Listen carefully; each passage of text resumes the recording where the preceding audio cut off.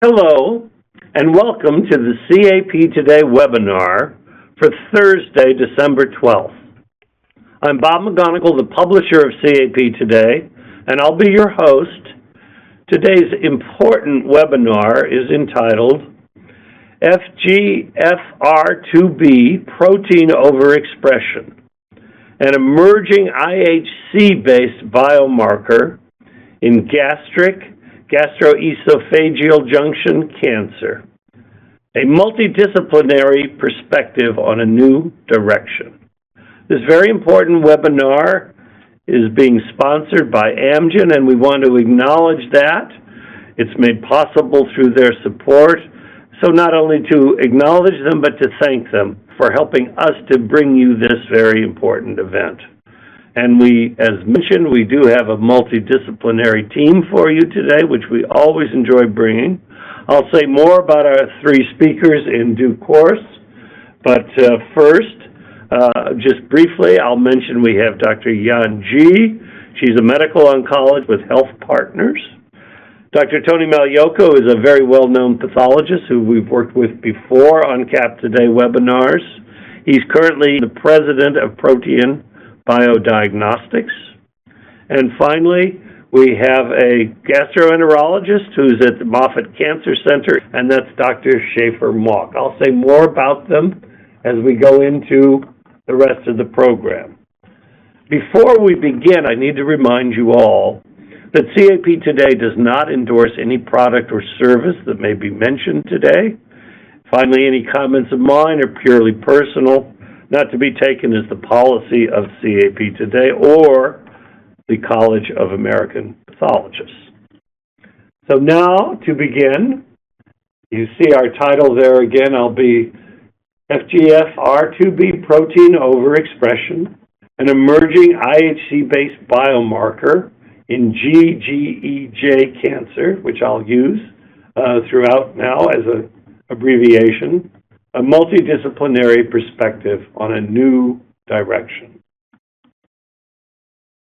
This program is being presented on behalf of Amgen, Incorporated, the sponsor of this program, and has been reviewed consistent with Amgen's internal review policies. This is an educational presentation. It's not intended to promote Amgen products or any other product. Furthermore, it should not be construed as a representation that any specific therapy might be safe or effective at treating any particular disease.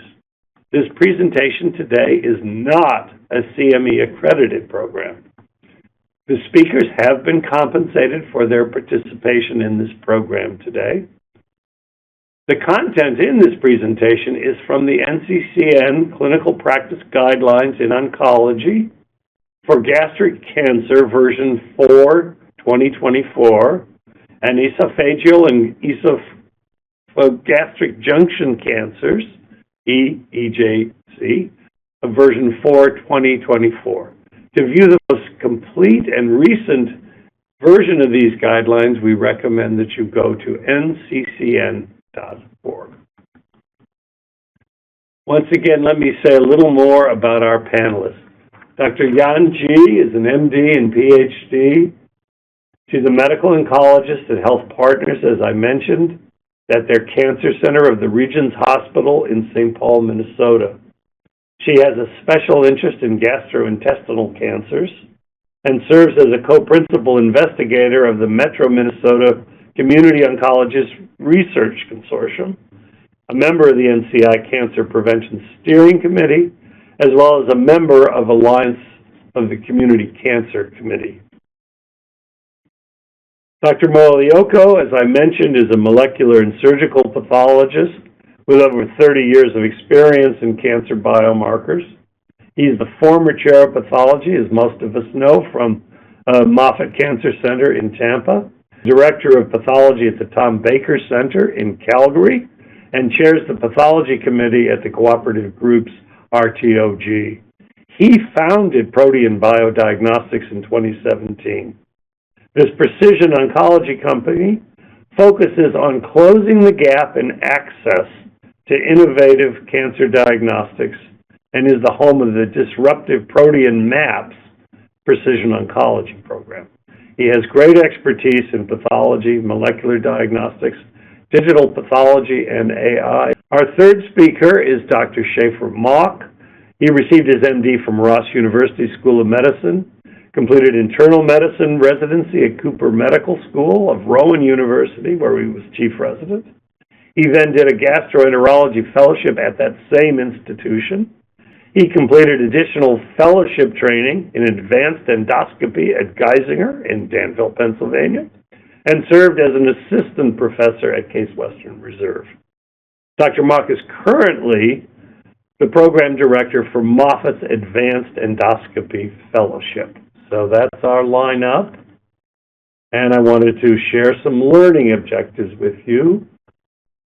The objectives today are to discuss the current advanced metastatic GEJ cancer landscape. We aim to explain the significance of FGFR2b protein overexpression as an emerging IHC-based biomarker.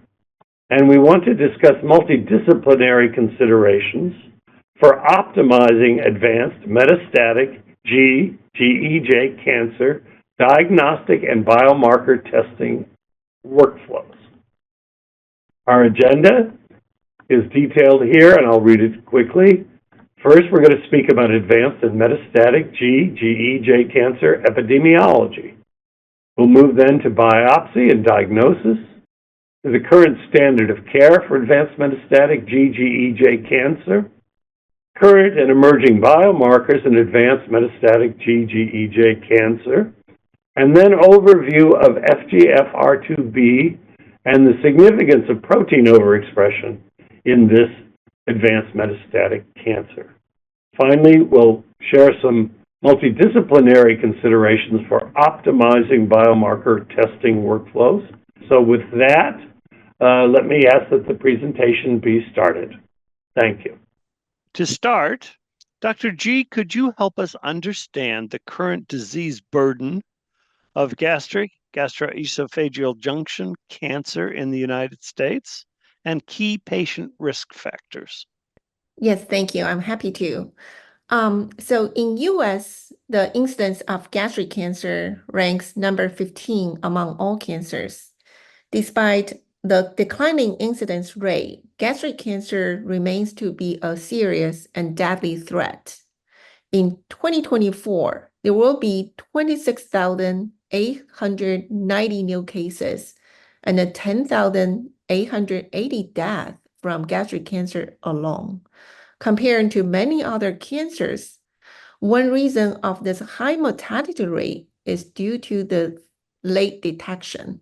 Roughly 61% of the cases were diagnosed at advanced stage. 5-year overall survival rate of all gastric cancers is about 36%, while 5-year survival rate for stage 4 or metastatic disease is only 7%. Studies have shown many environmental and genetic factors may potentially lead to gastric cancer. As we all know, H. pylori is a well-known risk factor. It accounts for about 89% of cases. The average age of diagnosis of gastric cancer in the US is 68. However, the incidence rate of stomach cancer in younger patients has been increasing. Male appears to have twice likelihood getting gastric cancer than female. Obesity, high salt diet, preserved food, alcohol, and smoking all can contribute to gastric cancer. A few hereditary syndromes are associated with higher risk of gastric cancer.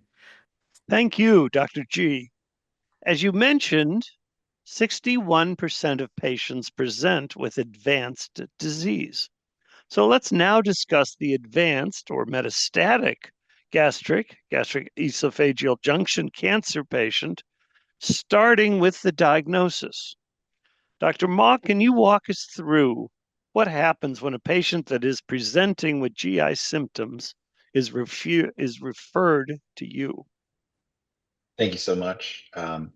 As gastroenterologists, we're on the forefront of diagnosis for gastroesophageal cancers. And the main stage in diagnosis is EGD, or esophago-gastroduodenoscopy, which is an endoscopic procedure that is performed while a patient is sedated, usually under monitored anesthesia care, and a single channel lighted flexible endoscope is introduced into the esophagus to examine that lumen, the gastric tract, and then also the first portion of the small intestine called the duodenum. But in my clinical experience, gastric and esophageal cancer can be challenging to identify. And so we may need additional tools other than white light endoscopy. And that may include chromoendoscopy, in which we use different dyes, purple dyes, blue dyes, which we can spray in the stomach to properly illuminate gastric and esophageal cancers. And you can see this picture here, where this is a gastric cancer that I found only using a purple spray dye. Additionally, you can use chromo or light endoscopy, that's called narrowband imaging, which changes the refraction of light to highlight blue and green waveforms of light, which can allow you to differentiate blood vessels and surface architecture. And then finally, a mainstay, and this is a big part of my practice in staging gastric and esophageal tumors, is endoscopic ultrasound. And this involves a flexible camera, again, introduced through the mouth. And at the end is an ultrasound probe that allows us to look through the wall of the intestine and determine how deep a tumor may be to properly T-stage and often locally end-stage or nodal stage these cancers. But it's not just about looking carefully, and it's not just about taking that time and using additional tools to evaluate your GE junction cancers. It's about proper sampling techniques. This figure here outlines a study that was performed in 1982. And this is also highlighted in the NCCN guidelines. And you can see with just one sample, the sensitivity or ability to diagnose a gastric cancer is relatively low, 70%, but 93% for esophageal cancers. But when you increase that number to 4 biopsies, it goes up to 95 and 96% for gastric and esophageal cancer. And when you go up to 7, it gets close to 100%. And so taking a substantial number of biopsies is not only for diagnostic accuracy, but in an age where we have molecular markers that are available to determine patients' prognosis and therapeutic interventions, this allows your pathologist the ability to obtain all those required stains to really guide patient management. Thank you, Dr. Mock. So once tissue is obtained and gastric GEJ cancer is suspected, let's now review the next steps pertaining to the histopathological workup and staging. However, just to level set, Dr. Magliocco, can we take a few steps back and first discuss the histological classification and molecular subtypes of gastric GEJ cancer? Thank you for introducing that. So if we take a few steps back and look at the histologic classification of GEJ cancer, we can say that one of the older classifications, the Lauren classification, was back in 1965. And in that classification, we saw that there were 2 histologic types, the intestinal type and the diffuse type. In the intestinal type, the tumors tend to form mass lesions. There are variably differentiated tumor cells that typically have a glandular or tubular pattern, and occasionally goblet cells may be noted. This pattern occurs more frequently in high-risk areas and accounts for most of the geographic variation seen in the disease. In the Lauren classification, the second type was the diffuse type, or the so-called signet ring type. There is also some that had a non-signet ring morphology. The features of the diffuse type is a diffusely infiltration pattern of the gastric wall and a desmoplastic stroma. This type is more prevalent in low-risk areas and is often associated with heritable genetic abnormalities. More recently, in 2019, the WHO updated the classification with the 5th edition. In this classification, we see illustrated here tubular adenocarcinoma. To the right of that, poorly cohesive carcinoma with signet ring cell types. Below that, a poorly cohesive carcinoma with non-signet ring cell types. And to the bottom right, a mucinous carcinoma. The WHO 2019 classification is the most frequently used classification system for gastric and gastroesophageal cancer.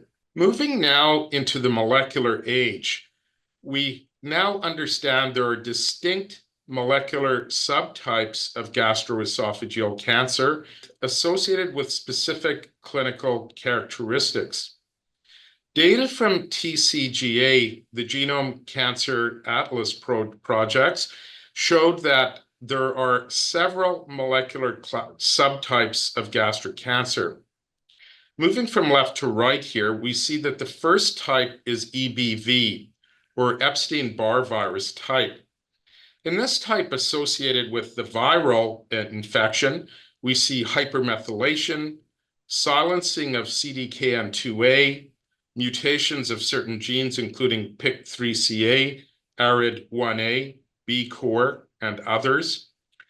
There is PD-L1 or 2 expression, T-cell infiltrations, presence of M1 macrophages, and an interferon gamma signature. In this particular type of cancer, it has the best prognosis, particularly if patients are resectable. And there appears to be benefit of treatment with anti-PD-1 antibodies. Moving to the right, we see the microsatellite instability type of gastroesophageal cancer. In this molecular subtype, it's characterized by a hypermutation, typically affecting microsatellite regions. There's also hypermethylation, MLH1 silencing, and tumor-infiltrating lymphocytes of a heavy nature. This type of GEJ cancer is associated with a favorable prognosis following surgery, generally a lack of benefit from chemotherapy, and potentially the highest benefit from anti-PD-1 antibodies. The next type of gastric esophageal cancer illustrated here is so-called HMSNV, which is the hypermutated type with single nucleotide variability. In this type of cancer, there is very high mutation rate, often associated with the gene POL-E mutation. Moving forward to the right, we see GS, or genomically stable type of gastric cancer, with CDH1 and RHOA mutations. Claudin 18 fusions may also be observed. This type of genomically stable cancer is associated with a Laurin diffuse type of cancer morphology. It has the worst prognosis in patients with resectable disease, and there's generally a lack of benefit from chemotherapy. Now, moving to the right, there are two types of chromosomal instability cancers, the type F, which is the focal type, or the broad-based type. In the focal type of chromosomal instability, we see TP53 mutations, whole genome doubling or aneuploidy, receptor tyrosine kinase alterations, a variety of oncogene mutations and cell cycle gene amplifications, and a typical AA to AC mutational signature. In the chromosome instability type broad, we are seeing tumor suppressor gene and cell cycle gene alterations with the Wnt TGF-beta pathway frequently affected, and also receptor tyrosine kinase alterations. These types of cancer are associated with the Laurin intestinal type histology, and there appears to be benefit from adjuvant chemotherapy. So here's a diagnostic workflow assessment for patients with advanced metastatic gastric and gastroesophageal cancer when thinking about how to optimize it for biomarker testing. If we look at the left panel, we see how a patient is typically managed. A patient may undergo assessment by a gastroenterologist and have a biopsy. That biopsy is sent to a pathology department, and a pathologist will determine whether there's a diffuse cancer or an intestinal type of cancer. Now, in my clinical experience, one thing to consider is the pathologist may not have in hand the full clinical staging when doing the histopathological workup. So, if the patient has undergone the imaging assessment for metastatic or advanced disease, obtaining this information is helpful for the pathologist to guide biomarker testing. Now, when we look at the biomarker testing options for a patient with gastric and gastroesophageal cancer, there are two key ones that first and foremost come to mind. These are MSI and MMR. Microsatellite instability is typically done using either PCR or next generation sequencing. MMR testing is assessment of the DNA repair enzymes using immunohistochemistry. We highlight these as these will give information about the potential for inherited cancer conditions in the patient, which could be quite useful for the clinical assessment and consideration of potential germline testing. The other biomarkers of importance include HER2 and ERB2, where immunohistochemistry is utilized, also in situ hybridization for gene copy number.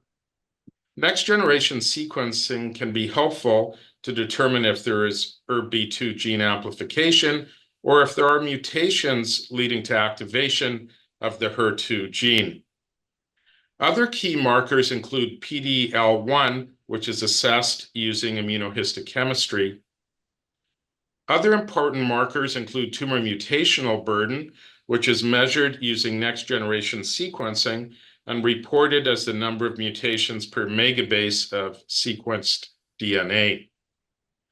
The mutations of NTRK gene fusion, RET gene fusion, and BRAF V600 mutations are typically detected using next-generation sequencing. Now, there are several aspects to how testing could be initiated. The first could be pathology-initiated reflex testing, where when a pathologist recognizes that there is a gastric or gastroesophageal cancer, the pathologist could initiate the sequence of biomarker testing. A second option is where a diagnosis is sent back to a gastroenterologist, and the gastroenterologist then orders the biomarker workup testing, where that is performed, entered into the medical record prior to the time that a patient goes to the medical oncologist. The third option is waiting until a patient sees the medical oncologist and wait for the medical oncologist to order the biomarker workup for that particular patient at the first visit. There are advantages and disadvantages to the various approaches to initiating biomarker testing. In my clinical opinion, considerations for optimizing this process may include a coordinated workflow between diagnostic testing and treatment planning, as well as the involvement of the multidisciplinary team, such as the gastroenterologist, the pathologist, and the medical oncologist. Thank you, Dr. Magliocco. Dr. Mock, could you share your institution's experience on how this works at Moffitt and some considerations for the diagnostic workflow from your clinical experience? Absolutely, and thank you for that question. So from my clinical experience, gastroenterologists in the community often are the ones seeing patients for a symptom. They may perform a diagnostic endoscopy, get tissue samples, and then prompt the first initial steps in the workup, which may include things like radiographic imaging and considering referral for endoscopic ultrasound if they don't already possess that expertise. However, at a quaternary cancer care center, we're often already seeing patients with a diagnosis. And so we may first request information from outside, which often will include outside radiographic imaging, consider ordering additional radiographic imaging, or when required, like a PET scan. For instance, obtaining outside pathology and determining adequacy with our pathologists. And we may also perform an endoscopic ultrasound to complete T-staging in those patients, along with additional sampling that can occur at the time of that procedure. And to complete our multidisciplinary team, Dr. G, could you share your institution's experience as well, and some considerations for the diagnostic workflow from your clinical experience? I'm happy to.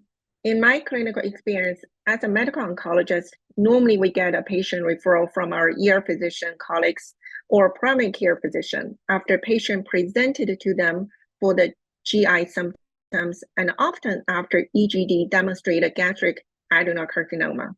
Once we have this diagnosis, normally we're going to finish the staging by looking at patient's physical exam and then consider getting a staging image, and as well as some labs. And if the patient has metastatic or advanced stage gastric or GEJ cancer, we may initiate all the biomarker testing listed here. And then there is normally done by the medical oncologist. And then if the patient had an early stage gastric cancer, and normally pathology in our institute commonly check the MMR, but we may not send any other NGS or HER2 as well as PD-L1 tests, as this has not been incorporated in the early stage gastric cancer or GEJ management yet. So we're also trying to incorporate a system with Oncology Navigator. That is a system we're considering to introduce to all kinds of cancer, including gastric cancer. In this case, the navigation system or the navigator can initiate the biomarker testing even before the patient is seen by the medical oncologist. Thank you. So now let's turn to how biomarkers are being used in GEJ cancer patient management strategies. Dr. G, bringing this question back to you, can you first review with us how the standard of care for advanced metastatic GEJ cancer has evolved over time with the evolution of precision-based strategies and where we are today with the current standard of care treatment algorithms? So it took us a few decades to achieve the precision-based treatment strategies for the gastric and GEJ cancer. And our initial strategy basically mainly focused on the chemotherapy cocktails. So that include the FAM treatment of therapy in 1980s, the ECF chemotherapy in 1997, and the FOLFOX chemotherapy in 2008. In 2010, FDA approved the trastuzumab plus chemotherapy as the first-line treatment for HER2-positive gastric cancer. In 2014, FDA approved another drug, is ramucirumab plus chemotherapy for relapsed gastric cancer. Soon after that, the anti-PD-1 monoclonal antibody pembrolizumab and the nivolumab were approved for patients with PD-L1 positive gastric cancer. In 2021, FDA approved trastuzumab deruxtecan or Enhertu for adult patients with locally advanced or metastatic HER2-positive gastric cancer. On October 18th of this year, the FDA approved zolbetuximab for the first-line treatment of adults with locally advanced unresectable or metastatic HER2-negative gastric or GEJ adenocarcinoma, whose tumors are claudin 18.2 positive. So the evolution of cancer treatment landscape led us to today's guideline. We just reviewed how we obtain all the biomarkers, that including the IHC study for MMR, HER2, PD-L1, as well as NGS for MSI and other targeted mutations. Now let's focus on the left side of this preferred regimens. For patients with MMR deficient or MSI tumor, immune checkpoint inhibitors such as pembrolizumab, dostarlimab, ipilimumab plus nivolumab are commonly used. In certain cases, oncologists may choose the immune checkpoint inhibitor plus chemotherapy. And for HER2 positive cases, trastuzumab plus chemotherapy plus minus pembrolizumab is most common options.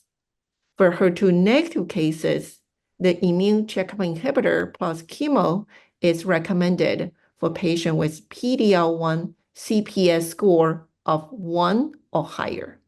As for the second and subsequent treatment, ramucirumab plus paclitaxel are options for patients without any targetable mutations. For patients with HER2-positive cancer, trastuzumab deruxtecan is an option.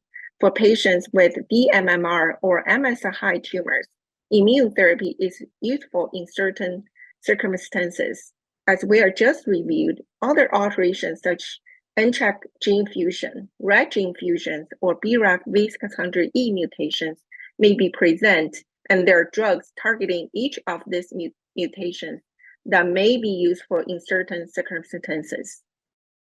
So as you outlined, Dr. G, biomarkers are key factors in advanced metastatic GEJ cancer to help identify patient populations and inform clinical decisions. Can you do a double click on the key currently available biomarkers being utilized today, as well as the key emerging biomarkers that are on the horizon? So let's review the most common and the key action markers, biomarkers first. So on the left side, you see the HER2. As we all know that HER2 is a member of the EGFR or HER family. It is associated with a tumor cell proliferation, adhesion, migration, and a differentiation. It is a prognostic and predictive biomarker, meaning that patients with HER2-positive gastric cancer tend to have a worse prognosis. However, the overexpression also predicts response to HER2 monoclonal antibody containing regimen. HER2 amplification or overexpression can be seen in about 12 to 23% of gastric cancer. Wide range of intratumoral heterogeneity have been reported. It is normally tested by IHC, followed by FISH for HER2 IHC2+. So HER2 CEP17 ratio equal or over 2, or average HER2 copy number over 6 signals per cell are considered FISH positive. Then let's focus on the dMMR and MSI as a biomarker. So dMMR or MSI high is also seen in the gastric or GEJ cancer. As we all know, MMR defect can lead to unstable microsatellite regions of the DNA, and in turn results in the generation of a frame shift mutations and new antigens, which can trigger an immune response. This is also considered as a prognostic and a predictive biomarker. dMMR or MSI high is found in about 7% of stage 4 gastric and GEJ cancer. While MSI is assessed by PCR or NGS to measure gene expression levels of microsatellite markers, dMMR is evaluated by IHC to test nuclear expression of DNA mismatch protein expression. Hence, MSI PCR or NGS and MMR IHC measures different biological effects caused by deficient MMR function. We look at the right side, is PD-L1. It is a transmembrane protein and it belongs to the B7-CD28 family. Binding of PD-L1 to PD-1 receptor on T cells or other immune cells inhibits immune response and promotes immune evasion and tumor progression. PD-L1 expression level can be used as a predictive marker for the efficacy of immune checkpoint inhibitors. Positive PD-L1 level is seen about 50 to 60% of gastric and GEJ cancer. It is more frequently seen in immune cells of the tumor microenvironment. Intestinal type gastric cancer does have higher PD-L1 comparing to the diffuse subtype. IHC CPS score is used in GEJ and gastric cancer. Lastly, in line with how quickly this field is evolving, and the new FDA approval of zolbentaximab, we can now add Claudin 18.2 to this list as an actionable predictive biomarker for patients with HER2-negative Claudin 18.2 positive gastric GEJ cancers. Now, we're having many emerging biomarkers in gastric and GEJ cancers. Knowledge of these biomarkers may inform advancements in precision medicine. It will focus on the FGFR2b. So FGFR is a family of transmembrane receptor tyrosine kinase. It is involved in tissue repair, wound healing, and angiogenesis. FGFR2b is an isoform of a specific splice variant of the FGFR2 gene. It is frequently dysregulated in many cancers and lead to enhanced angiogenesis and tumor cell proliferation. It may be a prognostic biomarker, as it may associate with a poor prognosis. The FGFR2b overexpression occurs in approximately 20 to 30% of newly diagnosed advanced gastric GEJ cancer. It is more frequently in poorly differentiated tumor and a diffused histology. It is detected by IHC. Thank you, Dr. G. It's exciting to see how the advancement of our understanding of the underlying biology of GEJ cancer has led to the identification of these current biomarkers that have actionable clinical utility, as well as emerging biomarkers. With that said, let's take a closer look at one of these emerging biomarkers, FGFR2b. Dr. Magliocco, could you start us off by providing a bit more background on the FGFR2b protein? So the FGFR2b, or the fibroblast growth factor receptor 2b protein, is a receptor tyrosine kinase that's involved in numerous cellular functions, as was previously described. Now, the FGFR2b is actually a protein isoform that's created by alternative splicing of the RNA to create this isoform of the FGFR2 protein. It's primarily expressed in epithelial cells, and because of its altered conformation, it binds only a specific subset of FGF ligands that include ligand 7, 10, and 22. Now, when the ligands bind to these, it causes a homodimerization and activation of downstream signaling pathways. As part of the transmembrane domain, there are intracellular receptor tyrosine kinase components to the receptor, which then trigger a cascade of signaling events that lead to activation of the PI3 kinase AKT pathway, and also the RAS-MAP kinase pathways. As you know, these are canonical pathways that have key functions in cell proliferation, survival, migration, differentiation, and metabolism, key functions for neoplasia and cancer development. Aberrant activation can drive the transformation and proliferation of tumor cells and angiogenesis. Thank you, Dr. Magliocco, for that overview of the biological function of the FGFR2b protein. So what do we know about FGFR2b and its role as an emerging biomarker in advanced metastatic GEJ cancer? Thank you. This is a great question. Now, if we look at this very interesting signaling protein, FGFR2b, we note that it's overexpressed in a subset of patients with gastric gastroesophageal junction cancer, and this overexpression may be associated with a poor prognosis. Survival analysis of these patients show that overexpression, as measured using an H-score, the group of patients with an H-score above 150 shows a significantly worse survival. The prevalence of FGFR2b is approximately 20 to 30%, and there is this association with poor prognosis that makes FGFR2b a target that's worthy of further investigation. Let's look at how we can evaluate FGFR2b protein overexpression. One of the convenient methods is using immunohistochemistry, and there are a variety of clones available that can be utilized for staining. One of the challenges of assessing FGFR2 staining is that it tends to show a degree of heterogeneity.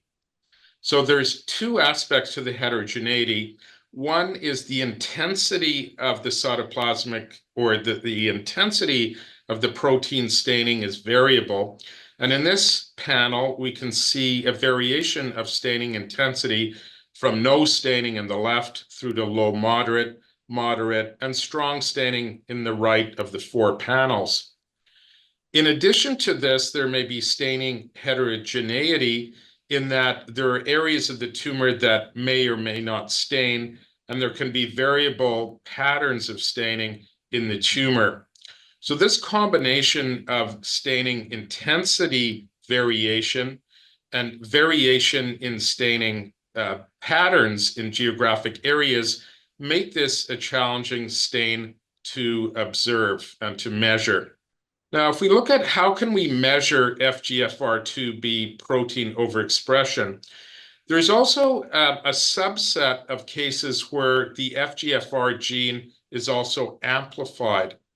And these are actually distinct biological phenomena. If we look at the pie chart on the left, we can see that about 83% of cases with overexpression of FGFR2b show overexpression with immunohistochemistry. 12% show both immunohistochemistry and gene amplification. It should be noted this data comes from gene amplification measured using liquid biopsy, where gene amplification is observed in the blood. And 3.9% showed no evidence of immunohistochemistry staining, but there was positive evidence of gene amplification in the blood. From this analysis, we see that immunohistochemistry will capture about 96% of patients who have overexpression of FGFR2b. So utilizing gene expression alone will not be effective in finding all patients that have overexpression of this particular marker. Now, if we look at the panel on the right, what we were seeing in this panel is the measurement of two biological factors. The blue bars show us the intensity of staining of individual cases. There are 155 cases organized on the x-axis, and they're organized from the most intense IHC on the left down to the least intense. Overlaying that, you will see red bars. The red bars show cases that have detection of gene amplification using a liquid biopsy in cell-free DNA. And a cursory evaluation of this shows that you can see evidence of gene amplification in the circulating DNA that is not associated with immunohistochemistry overexpression, and in some cases, there is concordance. What can we conclude from this? In my opinion, we can conclude that immunohistochemistry is probably the method to assess FGFR2b protein overexpression. However, there is a subset of cases that do have gene amplification. The clinical significance of this isn't quite clear. Thank you, Dr. Magliocco. It is clear the oncology precision medicine field is rapidly evolving with complexities that must be navigated. As we think about the application of precision medicine in advanced metastatic GEJ cancer, let's now discuss key considerations for a multidisciplinary treatment approach that may help facilitate optimization of biomarker testing and the delivery of precision medicine. Dr. G, I will first turn this to you. Can you review with us some of the key principles for a multidisciplinary treatment approach to support GEJ cancer patient management strategies? So multidisciplinary team or MDT approach is a key. So the guideline encourages all the disciplines to participate the joint review meetings or tumor boards. This disciplines included surgical oncology, medical oncology, radiation oncology, gastroenterology, radiology, pathology, dietitian, social worker, nursing, palliative care, and other supporting services. Adequate staging and a joint review of the actual medical data are required to make sound treatment plan decisions. After MDT review, the consensus recommendations should be documented and communicated to the primary group. Representation of the selected patient outcomes sometimes can be effective education method to improve the group knowledge. A periodic literature review is also highly encouraged. So, with these principles in mind, let's now discuss multidisciplinary team considerations for biomarker testing in patients with advanced metastatic gastroesophageal junction cancer. Dr. Ma, could you start us off by review of what we should be thinking about when it comes to optimizing tissue acquisition?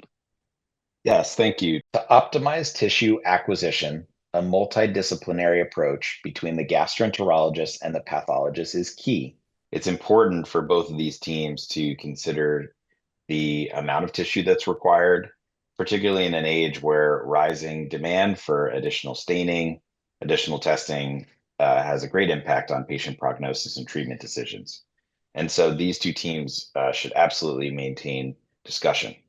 Also, it's important, as we discussed before on a prior part of this webinar, that multiple biopsies should be obtained. And that means 6 to 8 biopsies, as the diagnostic accuracy greatly increases from 1 biopsy, 4 biopsies, all the way up into that 6 and 8 range to close to 100%. And so obtaining proper material in a multidisciplinary format in communication between gastroenterologists and pathologists is important. Thank you, Dr. Mock. Now let's talk about considerations for optimizing ordering and reporting workflows. Dr. Malioka, what are the key considerations here? Thank you. This is an evolving area of patient care involving pathology. So one of the primary roles of pathology is to provide the diagnosis. So essentially, one of the first duties is to ensure that the diagnosis is correct. So there needs to be sufficient material to confirm that there actually is a gastric or gastroesophageal junction cancer present. The next role of pathology is to ensure that adequate tissue is preserved for biomarker testing. And this is probably done in conjunction with the treatment care teams, which involve the gastroenterologist and the medical oncologist. But because of generally the limited amount of tissue that's available in these biopsies, the treatment or the diagnostic processing should be carefully considered so that the biomarkers are performed in an efficient way. And as we saw in this webinar, there are several biomarkers that can be measured using immunohistochemistry, and then additional biomarkers that require molecular analysis and next generation sequencing. And one of the problems that can arise is insufficient tissue. Now, in my clinical experience, and some things to consider, if we were to do all of these studies separately, each time you go back to the block, you risk losing more tissue. So actually coordinating the testing in one session may be the efficient way to do that. But it's important for the pathologist to work with the team to optimize the biomarker testing algorithms to ensure that the key markers are performed, and also perhaps triaged as to which ones should be done first, second, and third. In that way, the correct biomarkers can be performed and the data can be made available as efficiently as possible. Proper care of a patient with gastroesophageal cancer, GEJ junction cancer, is really a team effort that we really need to be able to coordinate the biopsies, the molecular analysis, and also ensuring that the oncologist gets the data that they need to properly manage the patient in a very timely way. Thank you, Dr. Magliocco. Lastly, as we have been discussing, this is a rapidly evolving field. So, Dr. G, what are some key considerations for staying up to date in this space? Yes, staying current with the rapid evolving practice standards is a key, but it is challenging. As we all discussed and agree that multidisciplinary tumor boards or review committee is important. And then for the clinician, I think we have agreed upon the importance of a biomarker testing. And we also discussed the biomarker testing strategies. And, because of those biomarkers, now we have all the treatment guidelines has been evolving and continue to evolve, how we can create a variety of the education venues for our clinician, including medical oncologists, to stay up to date for these guidelines. I think that's very important. Thank you, panelists, for reviewing these key considerations to help support optimization of biomarker testing and ultimately the delivery of precision medicine for patients with gastroesophageal junction cancer. To wrap up, I will review the key points discussed today. So the key take-homes, let me go over those with you briefly. Most patients with gastric cancer are diagnosed at an advanced stage with low rates of survival. Upper GI tract endoscopy is the gold standard test for diagnosing a suspected gastroesophageal junction cancer, and multiple, say 6 to 8 biopsies, should be performed, particularly in the setting of an ulcerated lesion. FGFR2b is one of the emerging biomarkers in gastroesophageal junction cancer and is overexpressed in 20 to 30% of patients with advanced metastatic gastroesophageal junction cancer, which may be associated with poor prognosis. FGFR2b protein overexpression is evaluated by IHC and may require the assessment of multiple biopsies due to tumor heterogeneity.